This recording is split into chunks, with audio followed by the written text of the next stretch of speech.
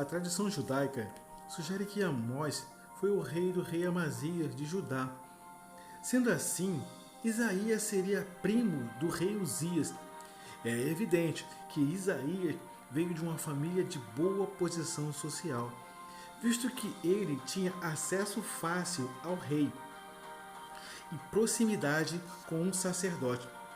Isso também pode ter cooperado para que o profeta houvesse tido uma educação nobre, o que se percebe devido à eloquência da sua linguagem. Além disso, Isaías também parece ter sido um historiógrafo na corte de Judá por vários anos. O reinado de Jotão, Isaías capítulo 1 ao 5. Após a morte de Uzias, seu filho Jotão reinou por 16 anos. Isaías recebeu as profecias que estão nos primeiros 5 capítulos de seu livro durante o governo de Uzias. Porém, a condição espiritual do povo não progrediu no reino de Jotão. Uma grande quantidade de corrupção espiritual ainda existia pelo reino. O reinado de Acais, 2 Crônicas, capítulo 28, e Isaías, capítulo 7 ao 27. Do capítulo 7 ao 27, Isaías registrou muito do material profético que recebeu nos 16 anos do reinado de Acais, rei idólatra e perverso que Deus entregou nas mãos da Síria. Pouco depois de Acais ter assumido o trono de Judá, o rei Peca de Israel e o rei Rezim da Síria formaram uma aliança para tentar deter o avanço do rei Tiglat-Pileser da Síria. Queriam que Acais também se juntasse a eles e, diante de sua recusa, invadiram Judá para depô-lo. Quando alcançaram Jerusalém, instalou-se pânico na cidade. Acais consultou a Isaías, que respondeu com firmeza: não tenhas medo e não vaciles o seu coração diante desses 2 pedaços de tições fumegantes. Isaías capítulo 7, versículo 4. O Senhor não permitiria o sucesso dessa investida contra Judá. Contra o conselho do profeta, Acais mandou mensageiros para presentear o rei da Síria, pedindo a sua ajuda. Os assírios avançaram, tomaram Damasco, capital da Síria, e ocuparam parte de Israel. A pressão sobre Judá foi aliviada momentaneamente, mas o rei ficou sendo um vassalo subserviente da Síria, o que não era a vontade de Deus. Mesmo Isaías tendo alertado contra os envolvimentos políticos com nações vizinhas, Acais, infelizmente, não o ouviu. Essa aliança teve como consequência a colocação de um altar pagão no Templo de Salomão. Livro de 2 Reis, capítulo 16, versículo 10 e 16. O reinado de Ezequias, Isaías 36 ao 39. Ezequias reinou por 29 anos e foi um dos poucos reis do sul de quem se disse: e fez o que era reto aos olhos do Senhor, conforme tudo o que fizera Davi, seu pai. Segundo livro de Reis, capítulo 18, versículo 3. Os relatos do reinado de Ezequias vão do capítulo 36 ao capítulo 39 do livro de Isaías. Ezequias liderou Judá numa série de reformas que chegaram ao ápice com a celebração da festa da Páscoa. Segundo livro de Crônicas, capítulo 30. Surpreendentemente, Ezequias pensava diferente de seu pai, o desobediente rei Acais, e foi o único rei que acatou os conselhos de Isaías. Já haviam se passado 30 anos desde que Acais, pai de Ezequias, havia se subordinado aos assírios. O rei Ezequias então decidiu romper esse jugo e aliou-se a uma revolta contra os assírios, que se puseram em marcha para sufocá-los, ano 701 a.C.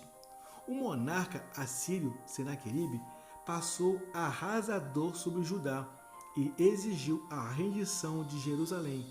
Isaías então persuadiu Ezequias a manter-se firme. Eis, pois, o que diz o Senhor sobre o rei da Síria: ele não há de entrar nessa cidade, nela não lançará flecha, por onde veio voltará, protegerei esta cidade e a salvarei. Segundo livro de Reis, capítulo 19, versículos 32 a 34. O Senhor foi fiel à sua promessa de livrar o seu povo e enviou o seu anjo para destruir os assírios em seu acampamento. E de manhã, ao despertar, só haviam cadáveres. Isaías 37 e 36. O anjo do Senhor matou em uma única noite 185.000 soldados do exército assírio. E Senaqueribe bateu em retirada, voltando para Nínive derrotado. Enquanto isso, os judeus celebravam o livramento miraculoso contra esse tirano cruel. Nessa época, Ezequias adoeceu e Isaías avisou que ele não viveria. Ezequias então orou ao Senhor, procurando lembrá-lo de que ele, o rei, havia tentado cumprir a vontade do Senhor durante toda a sua vida. Isaías então recebeu uma nova palavra de Deus, informando ao rei que Deus estava o curando e lhe acrescentando mais 15 anos de vida. Isaías 38, do 1 ao 8. A última história envolvendo Isaías trata-se da hospitalidade de Ezequias com a comitiva de um rei estrangeiro chamado Merodach, vindo da Babilônia, que na época ainda era uma pequena potência localizada ao sul da poderosa Assíria, na Mesopotâmia. A visita foi totalmente amistosa, em decorrência da boa notícia da recuperação de Ezequias de uma grave doença. Após a partida dos visitantes, Isaías soube que o rei havia lhe mostrado seu palácio magnífico e tudo de valor que guardavam os seus depósitos. Isaías então confrontou o rei e anunciou que por causa daquela atitude inconsequente de Ezequias, no futuro a Babilônia iria invadir Judá e que alguns descendentes do próprio Ezequias viriam parte desse patrimônio como despojos nas mãos desses mesmos babilônios. Eles que viriam conquistar a Judá e também destruir Jerusalém. Isaías 39, no ano 597 a.C. Quase 90 anos após a morte de Ezequias, essa profecia veio a se cumprir. No entanto, a visão profética de Isaías ia além desses tempos. Suas palavras de esperança confortavam uma geração futura, posterior à tomada de Jerusalém e ao exílio de seus habitantes quase 2 séculos mais tarde, prometendo-lhe a libertação do cativeiro e a reconstrução da sua cidade.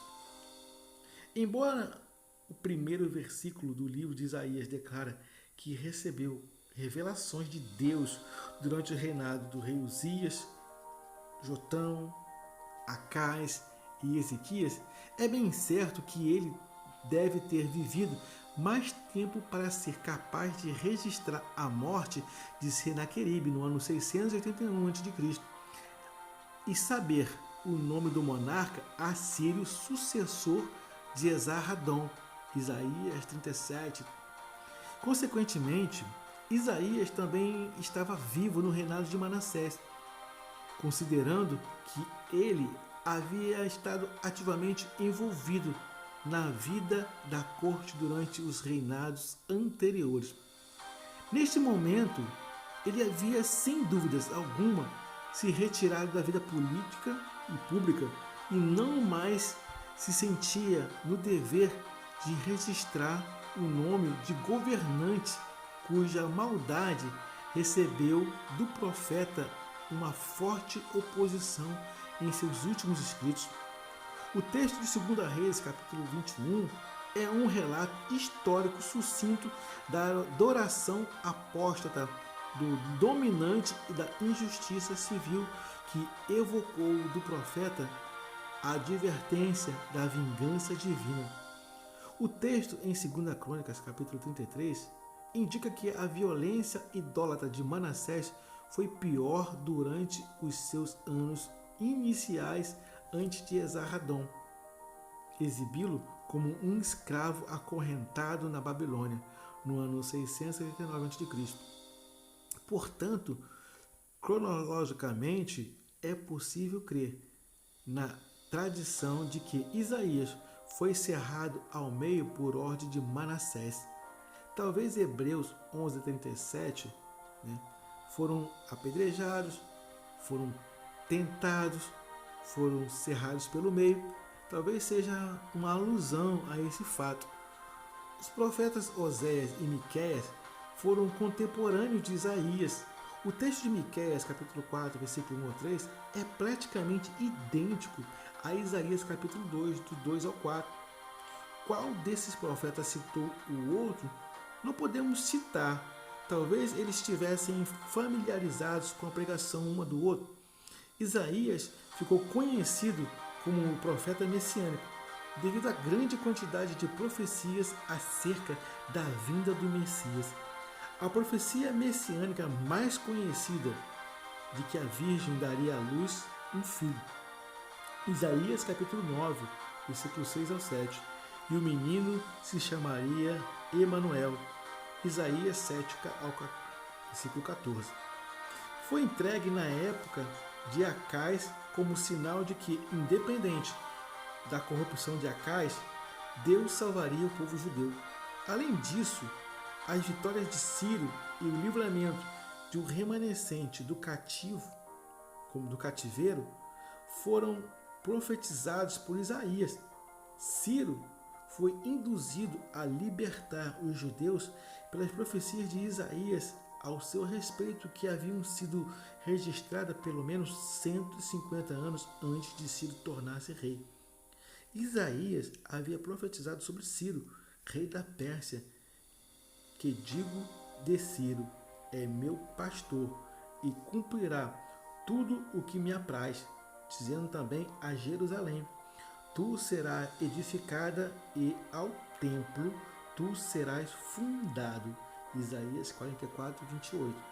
Assim diz o Senhor ao seu ungido, a Ciro, a quem tomo pela mão direita, para abater as nações diante de sua face, e descingir os lombos dos reis, para abrir diante dele as portas, e as portas não se fecharão.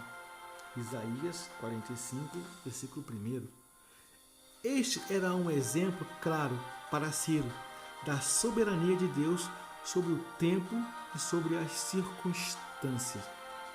Quando a Organização das Nações Unidas, a ONU, foi criada, para a humanidade abatida pela guerra, foi gravada na pedra diante da entrada de seu edifício lá em Nova York a visão escrita de Isaías sobre o melhor tempo, um tempo melhor.